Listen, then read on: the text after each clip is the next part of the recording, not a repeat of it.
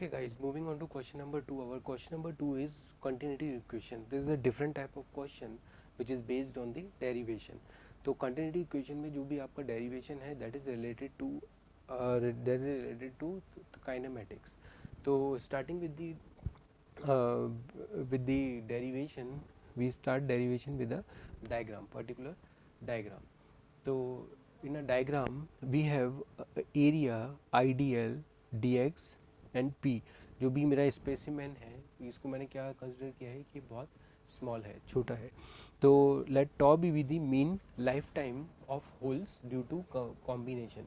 यहाँ पर क्या किया कंसिडर किया है, tau be the small mean lifetime of the holes. Hello, lifetime of the holes. The number of coulomb per second decrease within the volume is given by. तो वो किस तरीके से given होता है, Q into P upon tau into A dx. Actually इस derivation में कुछ चीज़ें बिल्कुल डायरेक्ट हैं जो कि हमें देखनी होंगी. We can not drive from the other sources. तो हमें ये चीज़ें देखनी होंगी equal to Q dx into P upon tau P. If G is the thermal rate of generation. अगर यहाँ पे थर्मल रेट है जनरेशन किसका, चार्जेस का, तो Q into G A D x equal to Q A D x into G. यहाँ पे पहुँचने के बाद again we have a calculations और हमें इक्वेशंस को इधर से उधर पुट अप करना है. ये सारी इक्वेशंस हमें देखनी है. तो increase in volume is given by Q into D P into volume. ये मेरा जो इंक्रीमेंट था, जो भी मेरा इंक्रीज हुआ है पहली वाली इक्वेशन में, उसको इंक्रीमेंट करके इनटू वॉल्यूम. तो वॉल्यूम है मेरा, here we have a volume A dx. ये जो फैक्टर गिवन है ये वॉल्यूम इसके इक्वल है. Since the charge must be conserved, the law of conservation of charges मैंने यहाँ पे पुट अप किया. तो it will be Q A dx dp by dt. जो भी मैंने पहले इक्वेशन निकाली थी ये वाला tau P equal to Q minus Q A D X P by tau P plus Q G A D X minus D I. तो rearranging equation को मैंने रीअरेंज किया. तो रीअरेंज करने के बाद मेरी equation name it as equation number 1.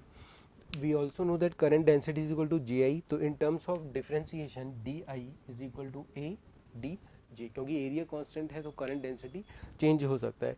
तो D P by D T ये वैल्यू मैंने यहाँ पर पुट कर दी. अगेन जब पुट की तो मेरी फाइनल वैल्यू जो आएगी वो ए d J Q A D x आएगी. अब इसको अगेन सॉल्व किया तो सॉल्व करने के बाद ए टू ए कैंसिल और मेरा बचेगा Q D J by D X. Name it as equation 2. तो इक्वेशन 2 में अब मैं टोटल जो डिफ्यूजन करंट है वो देखता हूँ, सॉरी करंट डेंसिटी. तो J equal to J drift plus J diffusion which is equal to this factor. ये मेरा फैक्टर इसके इक्वल होगा. तो अब जब मैं फाइनल अपनी इक्वेशन पे पहुंचा हूँ, that is the continuity equation, तो उसमें मैं देखता हूँ इस कंडीशन में I की value 0, D P by D T की वैल्यू 0 और इक्विलिब्रियम में I की वैल्यू 0, डी आई की वैल्यू और डी जे की वैल्यू 0. इस इक्वेशन को मैंने पुट, ये सारी जो वैल्यूज़ है इसको पुट कर दिया इक्वेशन में and we will get the equation 3. मैंने किस में पुट किया, इन दिस इक्वेशन. ये जो मैंने इक्वेशन 2 निकाली थी इक्वेशन 2 में पुट किया. तो इक्वेशन 2 में जो पुट किया यहाँ पे देखते हैं, on putting in equation 2. Equation 2 में पुट किया तो मुझे फाइनल वैल्यू मिली 0, ये वैल्यू मिली. और इसको सॉल्व करने के बाद नेम इट एज इक्वेशन 3.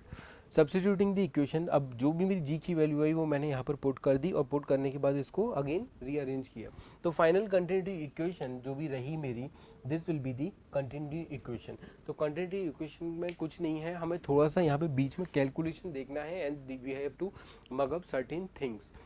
हमें कुछ चीज़ों को बिल्कुल लर्न करना होगा बिकॉज इनका कोई भी इनिशिएटिव नहीं है, कोई भी मेरा कोई भी सोर्स नहीं है जहाँ से हमें ये चीज़ें मिली है. बिकॉज उसके डेरिवेशन के लिए we have to study further the kinematics and physical laws.